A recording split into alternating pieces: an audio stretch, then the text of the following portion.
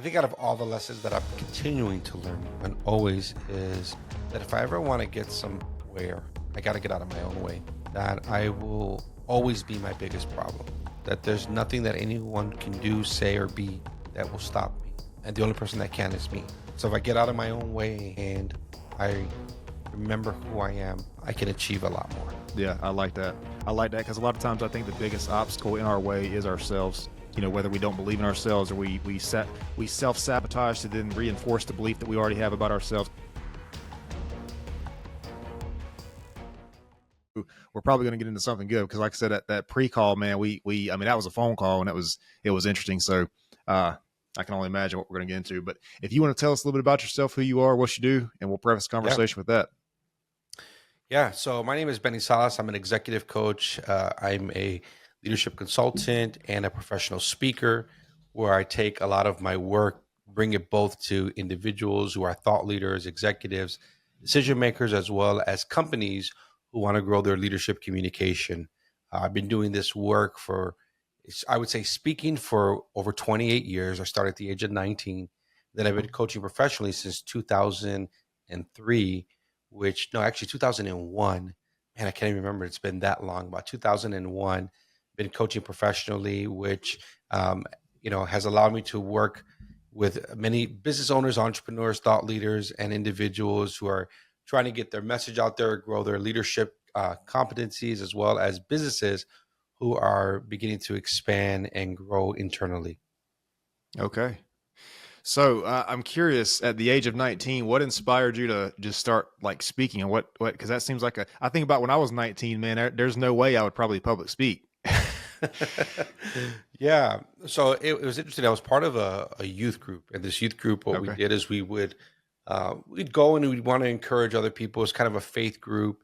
And so I remember uh, so I'll backtrack a little bit. Okay. I was in the performing arts before that, and I love the performing arts. I was a breakdancer back in the day. Then I got into performing arts and loved it.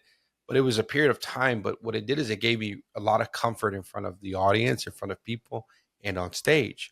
And so when they were looking to, hey, we want to, have somebody speak at this youth event, they tapped me on the shoulder, and I was like, let's do it. And when they did, I fell in love with it. I saw myself differently. I saw that there was a version of me that if I could say there was a version of me that, like, you remember in the movie Black Panther when they hit his suit, and if you hit his suit, he retains the power, and then if he pushes it back, it's even more powerful because it's almost like an absorbent, right? I felt like I was absorbing a lot watching, but when I was able to release it, it was more powerful. And so I began to leverage communication and speaking and started to work on my craft, started to look at individuals, and just wasn't what they were saying, but how they were saying it, why they were saying it. I was intrigued to know the backstory. I was intrigued to know, how does somebody take a thought and turn it into an idea, right? And how communication played a big part of that. And I would say that those were like very integral things that like shaped my mind, so that as a 19-year-old, and I would even say this, man, every job I worked, first of all, I sucked as an employee. Okay. So let's just put that out there. Yeah. I was too entrepreneurial. I sucked as an employee. But there was one thing that no matter what job I worked, faith-based, nonprofit, corporate, um, working for the as a meter reader, one of my first jobs, whatever it was always my ability to communicate. It was always my ability to build relationships and connect with people. And so I had a moment where I was like, well, let's just focus on that. What if I just did that? Right. What would that look like? And before you know it, it just snowballed into getting paid as a speaker, traveling, coaching Lamar Odom to speak. Like, it was a whole bunch of cool things that I had an opportunity to do. And to this day, I still do it. I still get nervous, and I still love it. So you said you do get nervous. Oh, heck yeah, man. Huh. Okay. So do you think, because I think when we look at somebody who's like seems like they're aligned with what they're supposed to do, you know, their purpose in life. We think sometimes it comes natural and this person is unbothered, you know, by this. But I think it's interesting to hear that you say you still maybe get nervous a little bit. And I was going to ask you if you feel like, do you feel energized by this? Like when you go speak somewhere and you feel like you're supposed to be there, you're doing your thing. Do you feel like an energy about that? Yeah, I do. I feel like, and why I feel what the nervousness is not a fear. Right. Right. It's actually an excitement. Mm-hmm. Right. And so being nervous, like sometimes you think about you have children or no? I don't know. Okay. So like sometimes you're nervous for your child. Like my son, when he plays basketball, I'm nervous for him. Mm-hmm. Right. Not because I think he's going to do bad, but I don't know what to expect. Right. Right. I don't know. Might he score the first point? You know, how will he show up in the game? So I feel like there's this nervousness that's more rooted around excitement than fear. I got you. Because I think when we like to say we love playing the fear card. That's like an ace in like you cut the deck, right? Like people, fear, and a lot of it's not rooted in fear. And we'll talk about that later. But no, that makes sense, man. Because I think about like some of the things that I do in my life that I feel like I'm aligned with, like if I'm pursuing a purpose or something. And it's kind of a weird, I understand what you're saying, but to me, it's hard to put it into words because I think about like, if I'm doing something that I'm really aligned with, I mean, nervous is maybe right, but to me, it's more like energized. There's like an energy to it. Exactly. I know I bring up TikTok. First of all, look, I spend way too much time on TikTok. I talk a lot about like TikTok references and stuff, but there's this movie going around TikTok, about these two girls that climb this radio antenna or whatever. I think it's called The Fall or something like that. Anyways, they're like way up in the sky, and they get trapped up there. And dude, even watching those clips like that, to me, that's like fearful to me because I'm not doing the heights thing. I'm not going up there on the radio tower antenna, whatever. Like I'm not doing. But that's like fear. That's different from what I think we're talking about right here. You know what I mean? Because I can see that. Like that clip of those people up there being trapped up there. And then I can see a person like speaking to an audience or going on a podcast, and it's not the same thing. It's like if I imagine myself on top of the tower, like that's a fear. That's a phobia probably. But then if I imagine myself speaking or being on a podcast or doing something like this, it's not really like a fear. It's like, you know, let's do this. You know what I mean? Like, let's go. I mean, it's different, but it's different, but it's still kind of nervousness. I see what you're saying. It's just hard for me to verbalize it. Well, I think even a step further it is a fear, but what fear is it? Right.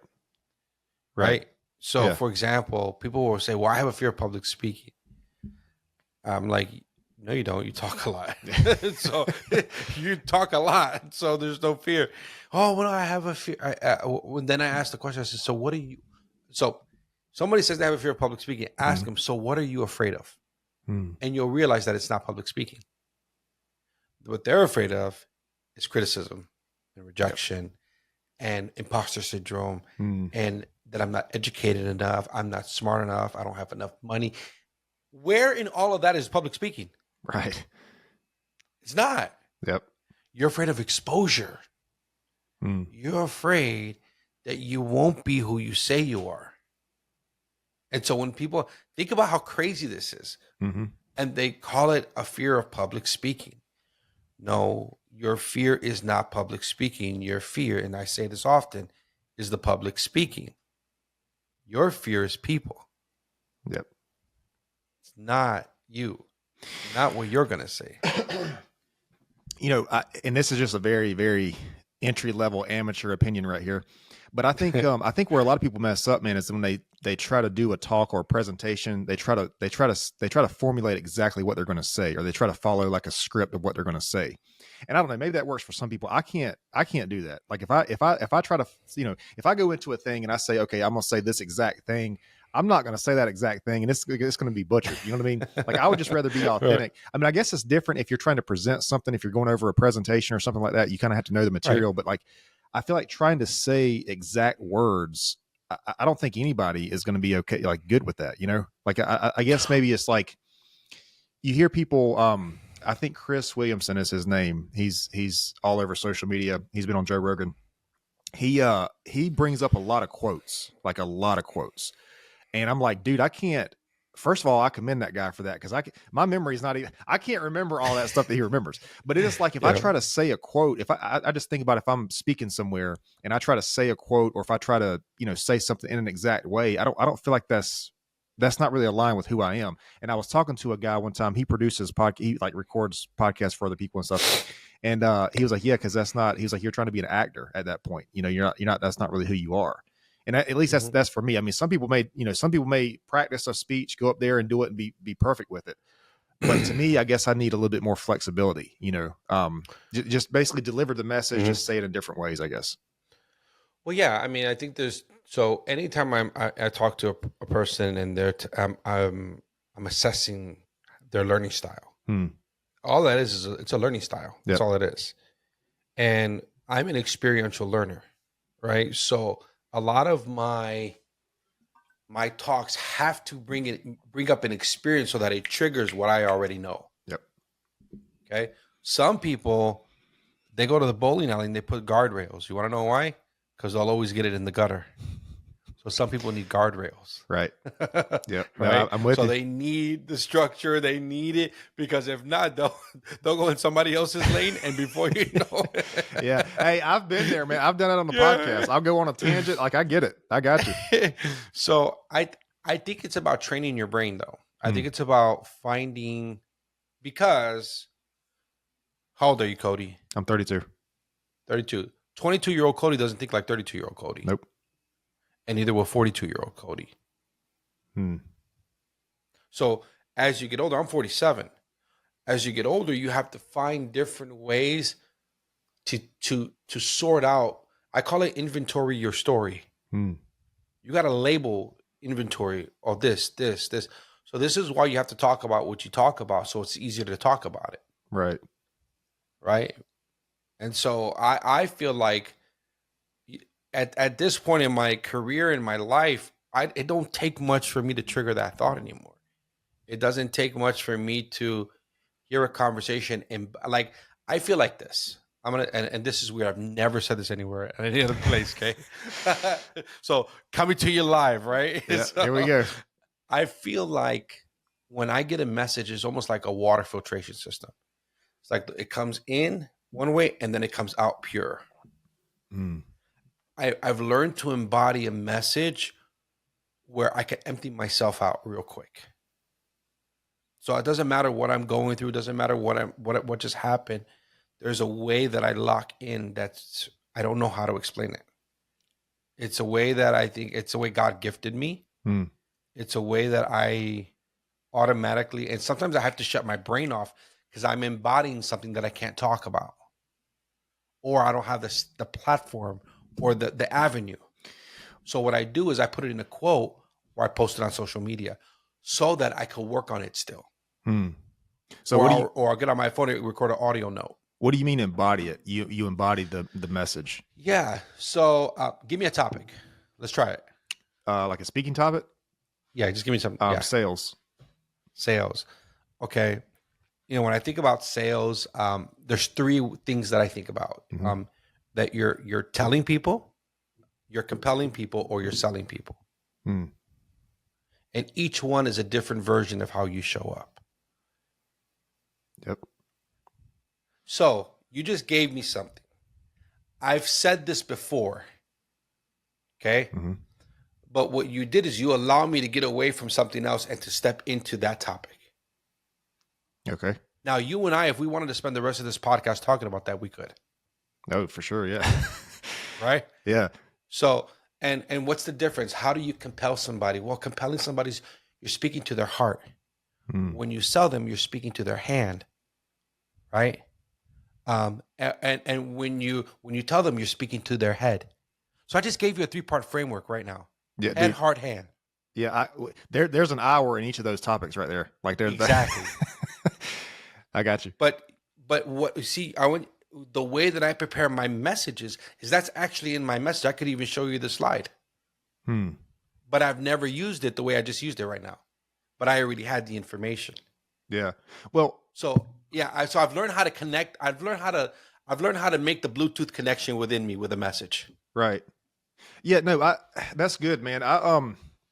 So the unique thing about conversations that I love, like one-on-one conversations like this, I don't have the experience public speaking to talk to multiple people at one time to know if this resonates in that space.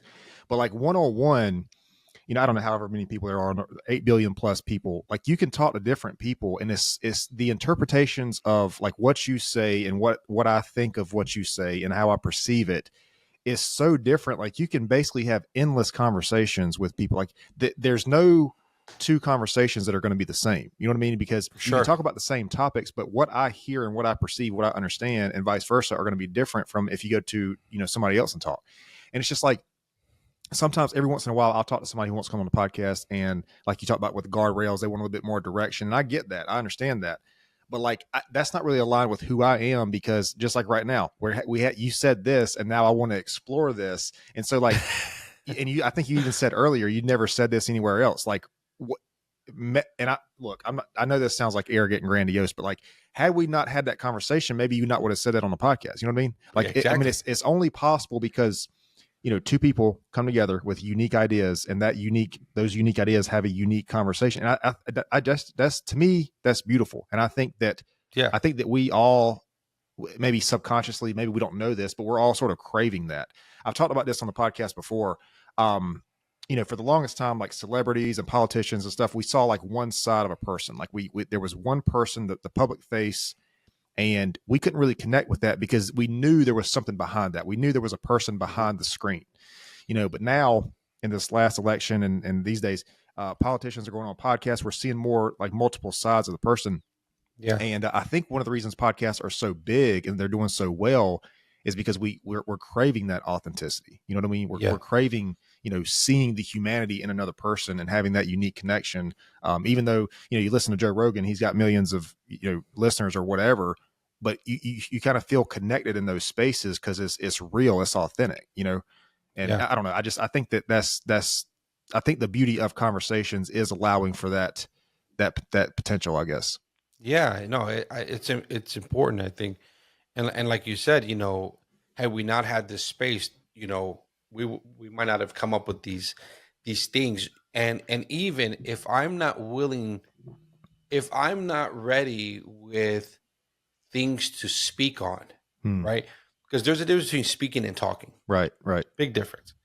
No, if someone's talking, if I hear somebody talking a lot, I'm like, great speech. No, I'm not saying that. I'm like, man, that guy talks a lot. Right.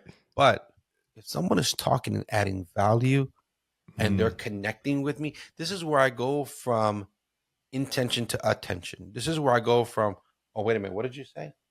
Right? The level of a listener changes. Yep. And so that's how you know somebody is a great speaker. Are they just talking or are you listening? That's how you know. And so I love when I'm in rooms and I'm hearing people talk. I'm wondering, what are they actually speaking about? That's where my mind goes. Yeah. And so for me, I'll use humor. I'll use a bunch of different things to create conversation. But I'm really listening for the message. I'm really filtering. Again, I'm letting the message come in me and I want to see what comes out of me. Right. Because if I hear you talking and it comes in me and nothing comes out of me, guess what? There's nothing for me to say. Because there's a lot of talk, but there's no conversation. You know what I mean? Like, no, yeah, I got you. It's weird. Yeah. Like, and I'm learning to understand that about me. That like there was recently something where someone was like, "Why are you so quiet? Are you always this quiet?" I'm like, "You just don't know me." Right? And I'm like, but the conversations weren't allowing me to, Right. And so I think to your point, you're right. No, yeah, man, that's a really good point, because there is a difference between talking and speaking. And it's like this is one of those things you can't really explain it. I can't really give you an example, but in my head, I can hear a person talking, and I'm just like, I have no interest in that, whatever that is. But then I hear a person speaking, and I'm like, okay, well, let me see what's like. I'm interested in this. You know what I mean? I know the difference in my head. I know exactly what you're talking about. Right. So there's a whole different level of delivery. So I think what's happening A lot of people are talking at people instead of speaking to them. Yep. Okay. And so we're wondering, you know, and we get it mixed up. Oh, I'm a great speaker. No, you're a big talker. Yep. You know, so there's a difference. And how do you know? You know if people want to hear more. You know if people are willing to pay you to hear more. You know if people are saying, "How can I work with you?" There is something about. I heard it put this way that says if you talk and give your content away for free, people will pay you to hear it again. That's how you know you got something worth talking about. I like that. Yeah. That they're willing to pay for something they already heard. That's a good point. Right? That's a good point. That's what we do. Think about it. You watch Gary Vee, you watch you know, whoever, if it's what's this guy's name? Brad Lee, if it's Gary White, whoever is out there. Mm-hmm. Man, I love what they said. I'm going to join their program. So you're going to pay to hear it again? Yeah. Yeah. That's a good point, man. I think Tony Robbins was one of the big guys that I followed when I started my landscaping business. He was one of the big ones, and I think his program is like really expensive. It's like, you know, a couple $1,000s for his, you know, several days seminar thing. Yeah, it's like 10-15K. Yeah, yeah. And that's a good point. Like, you know, I hear his stuff on YouTube, but it's like it's different when you go there and you're in that room and you're with these people who are sort of aligned in the same mission as you. I mean, that's powerful, man. It's like you go. Well, I don't want to. I was going to compare it to going to a church, but that would be disrespectful because I mean, it's still people like in the same room. No, you're right. No, compare it. You're absolutely right. Well, I don't want to take away the divinity aspect of it because I do believe in God, but I mean, when you have people in the same room and they're on the same mission as you know what I mean? That collective energy, there's something about that, man. There's just something about, you know. Yeah.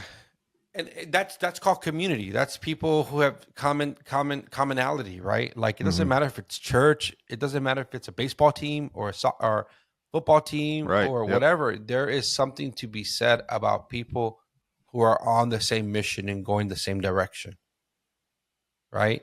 It just changes the way that you see things. Yeah, no, for sure. And I think I think that's like, I don't know if you get into the whole men's or whatever, I guess men's self-improvement. And I don't know if you work with men directly on that kind of stuff, but I think that's one thing that a lot of men are having an issue with these days is that lack of community, you know, that lack of brotherhood. Well, you can't really say lack. I think a lot of men these days are finding it in the wrong places, you know, in like unhealthy spaces. I don't know. I just think a lot of these younger guys. Do we really want to go there? Want to talk about men? Let's talk about men. Let's do it, bro. Let's do it, man. Hey, listen.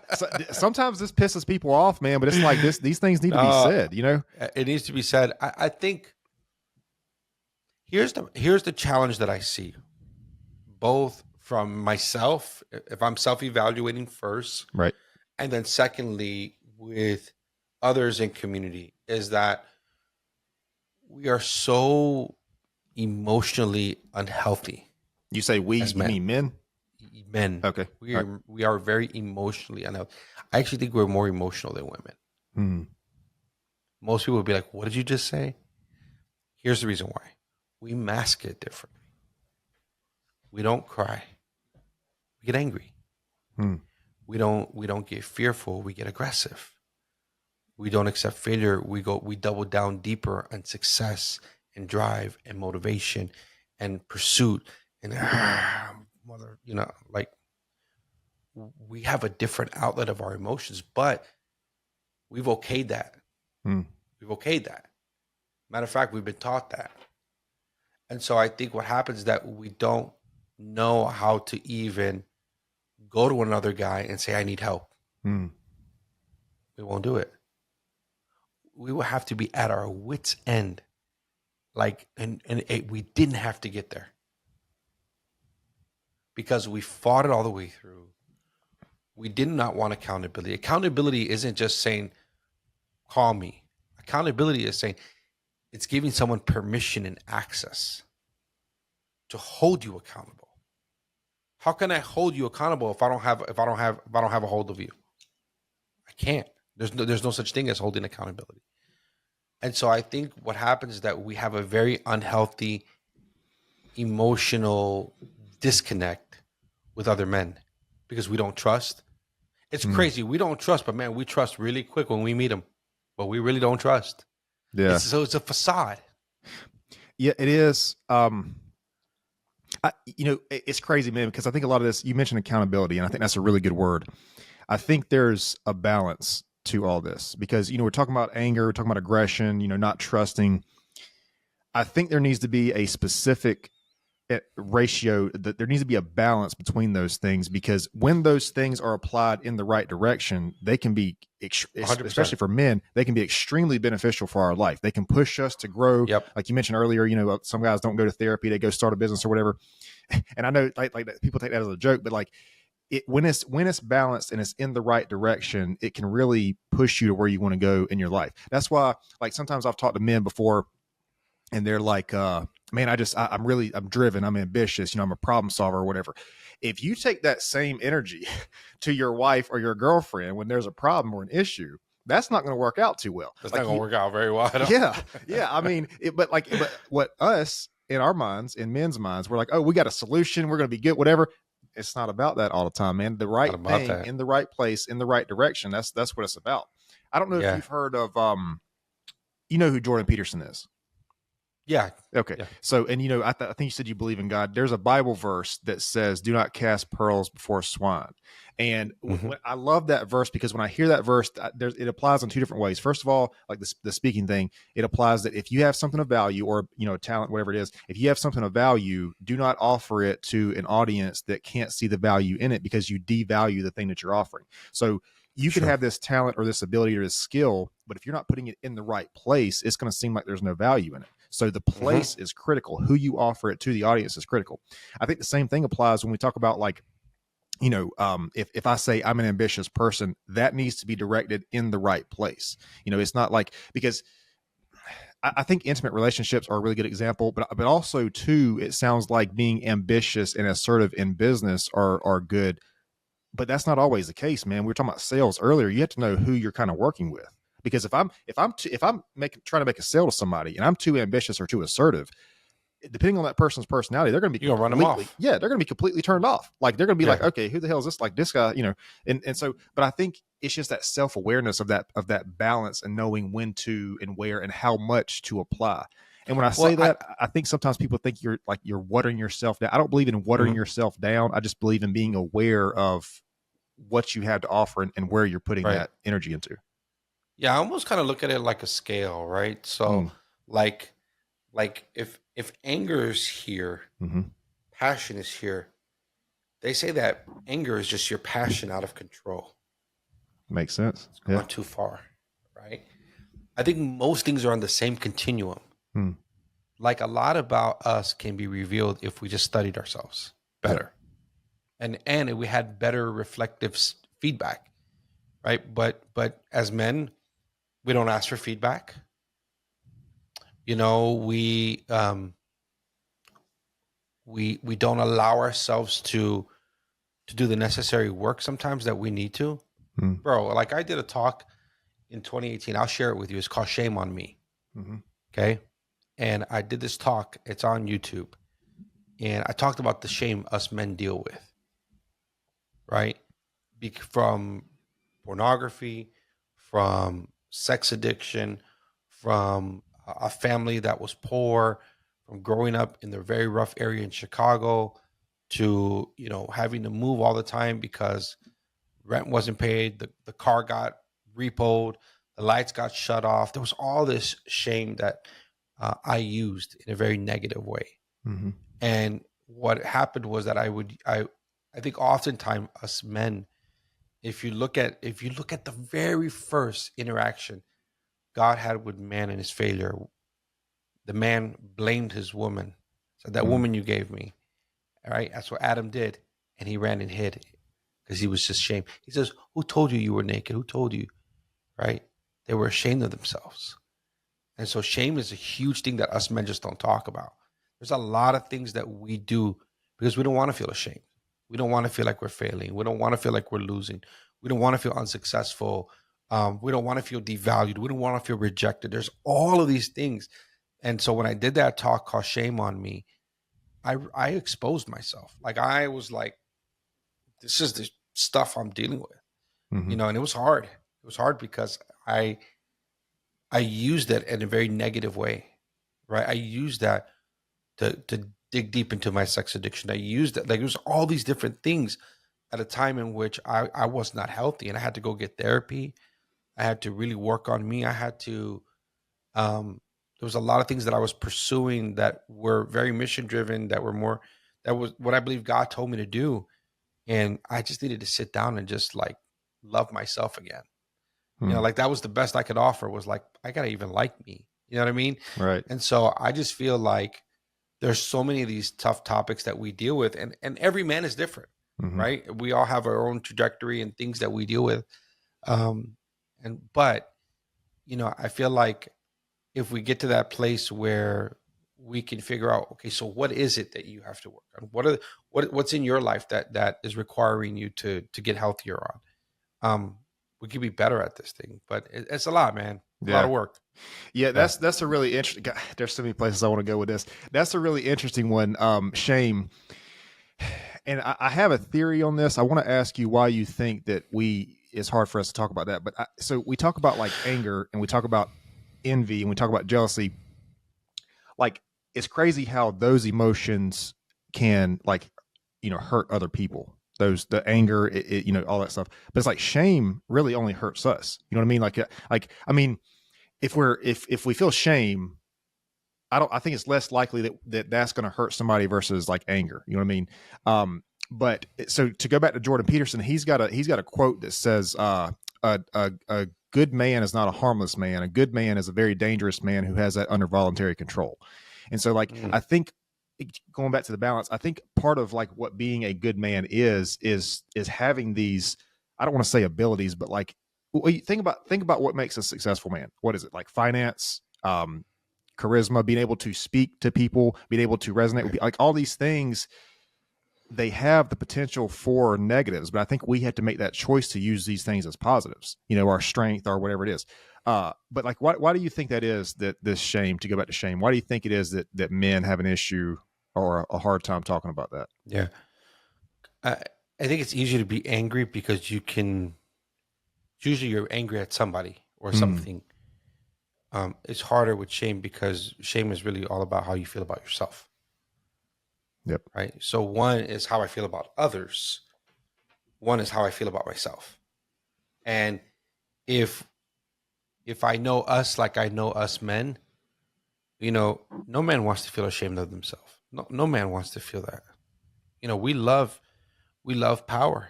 We Mm, love control. We love dominance. God wired us that way, right? So what do we do when we feel powerless? When we don't feel dominant? We don't know what to do with that emotion. mm-hmm. So we reach for another one, right? We reach for something that could give us that power back. And some of our decisions that we make, we should have never made those decisions. We were not healthy enough to make them, Mm-hmm. right? Like there was a raw emotion. There's times where I could look back at my life and, man, I'm like, I shouldn't have engaged in that friendship. I shouldn't have invested my time in that idea. And I think a lot of that was me trying to validate myself. And here's the thing that I felt like God spoke to me about a few years ago. And I kept finding myself looking for mentors, Mm, looking for people to like inspire me and see my value. And two thoughts that happened during that time. One of them was I felt like God said, "Stop looking for affirmation when I gave you confirmation." Okay, I like that. yeah, stop looking for affirmation when I gave you confirmation. That was, in other words, stop shopping around to see who buys in. That was a hard one for me Mm, because I was looking for that father figure. I was looking for that mentor to say, "Benny, you're doing great." But what if no one ever said it? Do I still believe it? yep. So I had to believe it first. Second thing was, this other thought that came to me was that the difference between value and worth. Because you said a lot about value, value, value, right? But what about worth, right? And the reason why we don't talk about worth with people is because people can't give us our worth. Mm, People can only give us value when we understand our worth. So if you understand your worth, and you understand what that is supposed to be like, you then can communicate that to somebody who will then offer you value for your expertise, for your knowledge, for your experience, for your insight, for your intellect, for access, whatever that looks like. And so there was a difference of, um, I'm really good at like trying to put these in like frameworks and one-liners because it helps me remember them better. Um, this is how I remember it: is that worth is what you give yourself. Value is what other people give you when you understand how much you're worth. That's a really good way to put that. Yep. Right. And so somebody recently told me, it's funny. He reaches out to me. He's like, "Hey man, I need a coach." I said, "Okay, cool. What's your budget? What are you trying to do? When are you trying to do it?" Never tells me the budget. Right? Send me this. Send me. Okay. I sent it to you. I sent him something that I had worked on with somebody else. I want to see what he was going to do. And then he says, "Oh, I don't have it in my budget right now." I said, "You know what? I wouldn't know that because you never told me your budget." Yeah. Right. And then he's like, "Well, I didn't." And then he tried to play the like. he says, he goes, "Well, I didn't want to offend you. I know you're a professional." Mm-hmm. And I said, "You can't offend me. I know what I'm worth." I left it at that. I said, "You can't offend me. I know my worth." Yeah. I see what you're saying about worth, and I agree with that. I think, because I think if we don't know our worth, it's going to be really difficult for us to operate in the world. And I understand that. And I think a lot of these things sort of stem from this lack of worth, or, this, lack of awareness of our worth, I guess is the way to say it. Or we've given it to people who can never give it to us. We've given it to jobs, relationships, but parents. It's just like you said, our worth can't be defined from an outside source. That's something we have to define ourselves. And also, I do think that value is something that I think we have to build our value in the world as men. Now, 100%. And I talk a lot about the law of polarity on this podcast, the positive and negatives. So I guess the negative would be, as a man, you have to build your value in the world. But the positive is you can build your value in the world. Like you can build, like you can, whatever, like people, there's a lot of talk about video games. People have an avatar on a video game, and I have nothing against video games, whatever, but you can, I used to play video games a lot, and you build this avatar up in sort of this false world. You can do that in the real world. You can build this avatar up in the real world, and you can go out and put your skills and your attributes and all these other things into the real world and build something. And I just think it's not that it's a depressing, or it's not like a sob story or a pity party to say, oh, we have to build our value. It's like we have that opportunity as men, I think, to do that. And I don't know, I guess women can do that too. I'm not a woman, so I can't really comment on that. I just know that men, when we build our value, I think that's when we really are on the best paths as men. And I'm not saying you have to go out and have a 7-8 figure company or anything, but I think when you build that, I think that is the journey for us men. It's in that building, and to go back to the younger generation these days, because I started this whole thing off by saying that younger men, I feel like are missing something. And I think one thing they are missing is a pursuit, is a journey, is something that they're trying to build. And of course, I don't know, you mentioned an addiction earlier. I don't know how many people you've talked to with an addiction, but what I've heard from people in that space who have kind of like been there and got out of it is one thing that they really struggled with in the beginning was a lack of purpose, a lack of direction, a lack of something. Yep. And also the law of polarity. One thing that got them out of that was a connection to something bigger than them, to a bigger purpose, a bigger sense of community. I talked to Rory Launder on the podcast way back. I think he was like episode 50 or 60. And he had a crack cocaine addiction and all this other kind of stuff. And he was saying that one thing that really brought him out of that was sort of a connection to what he felt like was a higher purpose, which in his case was trying to help people in a similar situation. But I don't know, man. I think a lot of us, a lot of younger guys are sort of missing that these days. And I don't know that I can't really blame them for that, because our society has changed so much just in the past, 5-10 years. I mean, it's not like careers have changed. There's all this online stuff. COVID came and changed the world. And so it's not like it's 100% their fault. And also too, I can't really blame the parents either, because I feel like most parents are just doing the best they can with the information they have. So I think this is something that collectively that we probably need to realize, but it is those men's responsibility to pursue that purpose. I feel like I don't think anybody can come into your life and save you. I think you have to realize that you're the only one that can do that for yourself. Yeah. That's my personal belief. It's a whole different era, man. I think this generation is very different, like, it's so interesting because my son, he's really good. He's a really good communicator. Yeah. Like, he communicates his feelings very well, and I want him to be great at it. Right? Yeah. The problem is he keeps getting in trouble in school because he keeps talking back to the teachers. Yeah. So the number one thing that every teacher said is, Nehemiah is a great student. He talks back all the time like he's got to have the last word. And so, my wife and I, we talked about it, and she goes, that's my fault, right? I said, I know it's your fault. She goes, because we give them an opportunity here to explain themselves. And there's times where I'm trying to get my kids to understand, I don't need a reply. I just need a response. And sometimes that response is saying, yes, Dad. Yeah. That's it. Right? I don't need a reply.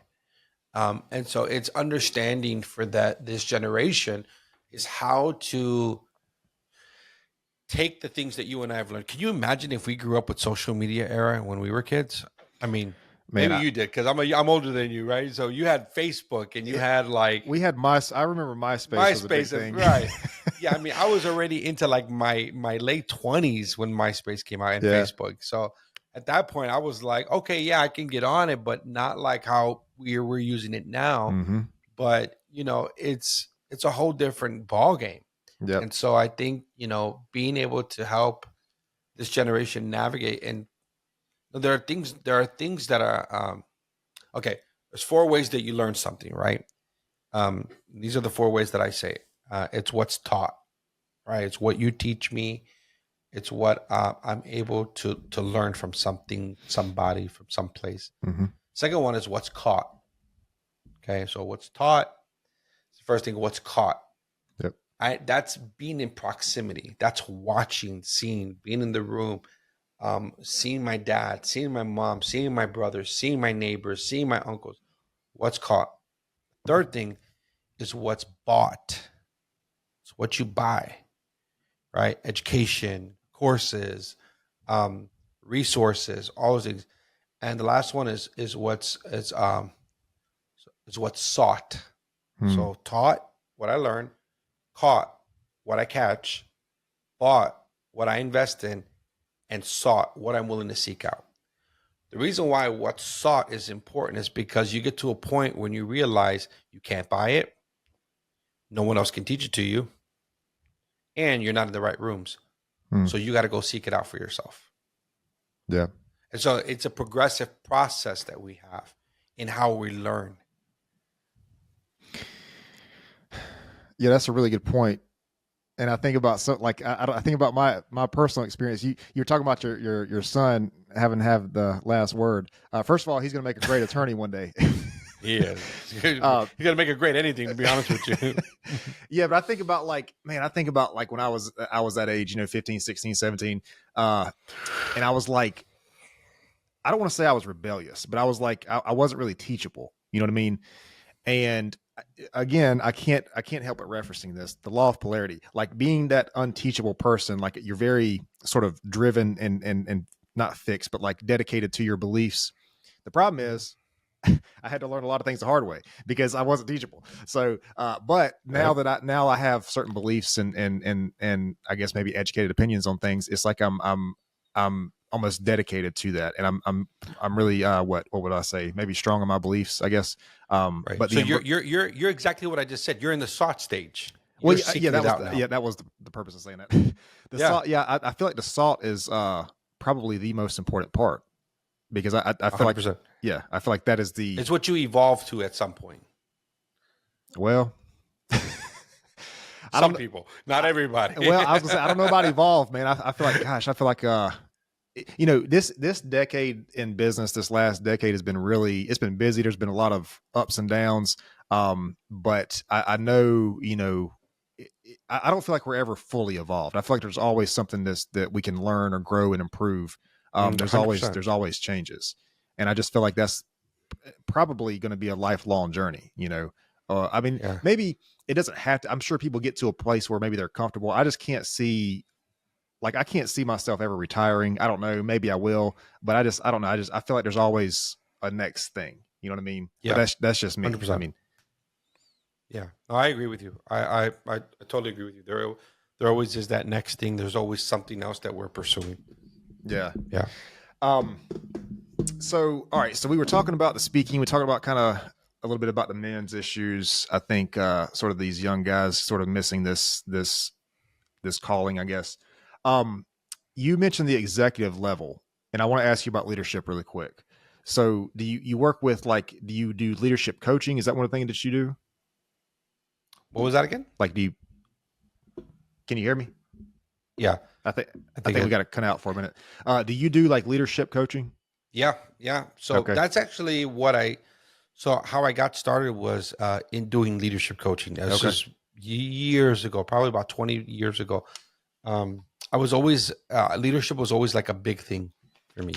So even before I went to school and got educated as in my bachelor's in organizational leadership, and that's why I chose that career. Like initially was because I felt like, how do we build something that is within us? I always saw leadership as this place of like really becoming your best self. Yep. Right? When you're someone who is seen as a leader. And I just saw that, man, you know what? Everybody's a leader. So why wouldn't you work on it? You're leading something. You're leading somebody, right? Rather you're leading yourself, you're leading a team, you're leading a family, rather you're leading a community, something. You're leading something. So I started to do trainings on topics on leadership, and then it evolved to leadership coaching and consulting when I was able to take my years of experience in this field. And that's why for me, I work with leaders. I work with business owners and executives. That's why, for me, it wasn't, and honestly, I didn't want to choose that. That wasn't like, oh, I'm going to be an executive coach because it sounds significant. Actually, I didn't even know what I wanted to do. That's why I called my business that coaching guy. I wasn't sure what kind of coach I wanted to be. Yeah. Right. And so when I saw it, and I was like, man, I seem to be attracting high level leaders and business owners. And so let me figure out what value I can offer to them. And it wasn't like trying to become something I wasn't, which is why I think sometimes people struggle in the coaching industry is they're trying to become a coach that they're not. Right. Right. And so part of it is being able to, effectively, communicate, but also it's funny when people say, I love coaching, but I can't stand people. No, you don't. You don't love coach. You don't love coaching. Stop it. Like, get out, run, run for the hills, because coaching is about holding the space for people. So for me, I think people should probably just become mentors or consultants or advisors. But when you call yourself a coach, understand that you're holding the highest form of the relationship between you and a client. Yeah, this is kind of encouraging to hear too, because I feel like, as men, as leaders, sometimes we think we're supposed to have things figured out. We're supposed to have all the answers. And one thing, I'm sure you've heard this in coaching, one thing a lot of people, especially at the executive level, and business owners, entrepreneurs, one thing they feel is that it's hard for them to relate to other people, like their spouse or somebody, like they're in a space where not many people are at, and they don't have maybe many friends in that space, and so it's hard for them to relay like what their problems are, what their issues are. And so I think the fact that there are leadership coaches, I think, sort of encourages me, and I think other leaders, to know that, hey, sometimes you're not going to have, all the answers. I think part of being a good leader is to use your experience to guide yourself, and to use that authenticity to sort of lead your team. I think that's a big part of leadership. But it's crazy, man, because we think we're supposed to have everything figured out, and a lot of times we don't. Yeah, we don't. And I think we're always growing as a leader. I think we're not only just growing ourselves, but we're helping people around us. I mean, I'm recalling a time when I was working with a company, and I was brought by the leader, CEO, to work with his team. And he said, well, we got to get them right. By the time I was done, I was like, we got to get you right. Yep. Because you're not right. That's why they're not right. Yep. It starts with the leader, I think Tony Robbins says that the success or failure of a company is 80% psychology of leadership or the leader, and then 20% mechanics. 100%. Yeah. I agree. Look, man, I'm not going to keep you too long. It's been great talking to you. We had kind of a little bit of a late start. I don't know if you have. Yeah, I got to get out too. Where can you be found? You got social media or website or anything? Yeah. You can find me at Coach Benny Salas on Instagram, Facebook, on LinkedIn. You can find me at Benny Salas. Okay. On Threads, you can find me at Coach Benny Salas as well. And you can go to my website, bennysalas.com, where you find out more about our services, some of our products, some of our events that we do. And but I would say definitely follow me on Instagram at Coach Benny Salas, and you'll get real time up to date information. All right. So one thing that I ask everybody before we close is if you could share one of the most important lessons you've ever learned. It can be from your personal life, if you're comfortable sharing it, or your career, speaking, coaching. What do you think? What's one of the most valuable lessons you've ever learned? I think out of all the lessons that I'm continuing to learn and always is that if I ever want to get somewhere, I got to get out of my own way. That I will always be my biggest problem. Yep. That there's nothing that anyone can do, say, or be that will stop me. And the only person that can is me. And so if I get out of my own way and I remember who I am, I can achieve a lot more. Yeah, I like that. I like that because a lot of times I think the biggest obstacle in our way is ourselves. Whether we don't believe in ourselves or we self-sabotage to then reinforce the belief that we already have about ourselves. I think we are sort of our biggest obstacle. And yeah, I think honestly, when it's all said and done, I think we're really the only obstacle. How you think, if you can't get creative, you can't come up with solutions, you can't figure out a way, you can't. But when you do, you're unstoppable. You're dangerous. For sure. To your point that you said earlier. Yeah. About Jordan Peterson when he said that. Yeah. For sure, man. It's been good talking to you. If you can hang out for just a second, I'm gonna explain to you how I upload this thing. But been a really good conversation with you here today. Excellent. Thanks, man. Thank you. Thanks for having me. Hey guys, I appreciate you tuning in today. If you enjoyed this episode, you can find more content at Pure Wisdom Podcast. This is on Facebook, Instagram, Rumble, TikTok, YouTube, Spotify, Amazon Music, and Apple and Google Podcasts. There you can like, share, subscribe, and we will see you next time. Hey guys, I appreciate everybody tuning in today. If you enjoyed this podcast or enjoyed this episode, you can find more at Pure Wisdom Podcast. This is on Facebook, Instagram, YouTube, TikTok, Rumble, Spotify, Amazon Music, and Apple and Google Podcasts. There you can subscribe, like, and share and interact with all of our content. Again, we appreciate it, and we will see you next time.